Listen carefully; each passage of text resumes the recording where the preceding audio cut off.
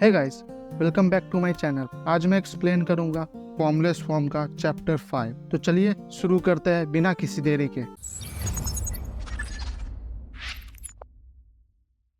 पिछले चैप्टर में हमने देखा कि वो लड़की असल में एक लड़का था और वही हमारा मेन कैरेक्टर है इस मांगा का। हमारा मेन कैरेक्टर का नाम टैंग का है। टैंग ने पिछले चैप्टर में उस छोटे मॉन्स्टर को एक मैजिकल गेम में कैद कर लिया और चैप्टर के आखिरी में हमें एक जार दिखाया गया था जिसमें एक एंशिएंट मॉन्स्टर कैद था और वो आजाद हो जाता है। अब आगे चैप्टर के स्टार्टिंग में हमें एक बाइक दिखाया जाता है जो बहुत स्पीड में था।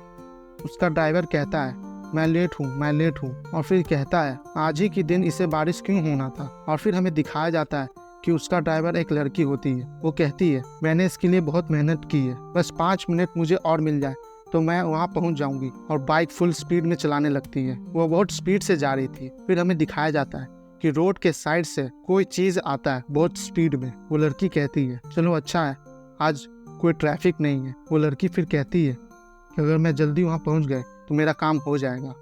फिर अचानक से कुछ होता है, उसका बाइक कोई चीज़ से टकरा जाता है और फिर वो दूर फेंकाती है। उसका हेलमेट भी टूट गया था और वो पूरा लहूलुहान हो गई थी और सर उठाते हुए कहती है क्या था वो, क्या वहाँ कुछ था। और फिर हमें बारिश के जमे पानी में एक पंजा दिखता है और वो गुर्रा रहा था। वो लड़की के सामने आ जाता है और फिर हमें दिखाया जाता है वो एक मॉन्स्टर था जो इनविजिबल था लेकिन बारिश के कारण वो दिखने लगा था। और फिर हमें उस लड़की का पास में ले जाया जाता है। एक बड़ा सा बिल्डिंग था। उस लड़की का नाम जुआन जाओ रैन था। एक औरत उसके कमरे के बाहर ठकठकाते हुए कहती है जाओ जल्दी उठो, ये क्या टाइम है, तुम अभी तक उठी नहीं हो। जाओ अपने बेड पे सो रही थी। वो औरत कहती है तुमने कहा था कि तुम अगर यहाँ शिफ्ट हो गई तो तुम मेरे काम में मदद करोगी। तुम हमेशा लेट आती हो और हमेशा लेट उठती हो, क्या तुम्हारे पिता ने कुछ सिखाया नहीं तुम्हें। और फिर कहती है तुम्हारे पास बहुत सारे रिश्तेदार हैं लेकिन तुम यहीं क्यों आई। और वो औरत जाओ को सुनाते हुए कहती है तुम कोई काम की नहीं हो और वो बहुत शर्मिंदा है और वहाँ से चले जाती है।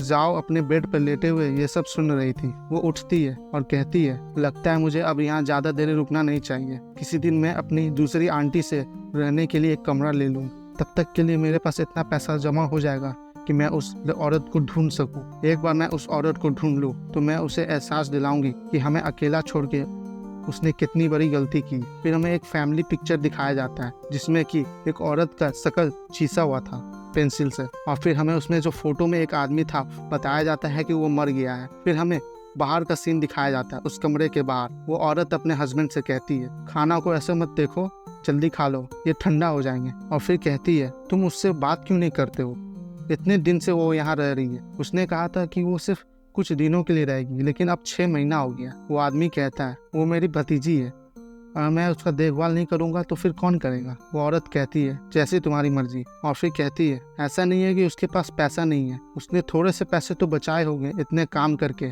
ताकि वो रूम रेंट पे ले सके। और फिर वो औरत वहाँ से जाते हुए कहती है कि मैं इस बात को अब आगे नहीं बढ़ाने वाली, ये बात से मुझे चिढ़ आती है। और फिर अपने हस्बैंड से कहती है तुम नाश्ता करके अपने काम पे चले जाना, मैं कुछ सामान खरीदने मार्केट जा रही हूँ। और फिर वो औरत वहाँ से चले जाती है। उसका हस्बैंड अभी भी मोबाइल चला रहा था। वो आदमी जाओ से कहता है अब बाहर आ जाओ, तुम्हारी आंट निकल गई है। जाओ बाहर आते हुए अपने अंकल को गुड मॉर्निंग कहती है और कहती है मैं आपकी वाइफ को अवॉइड नहीं कर रही। उसका अंकल कहता है तुम चिंता मत करो, वो बस थोड़ी चिड़चिड़ी है, तुम अपने दिल पर ये मत लेना। और जाओ मुँह हाथ धो के ब्रेकफास्ट कर लो, जाओ।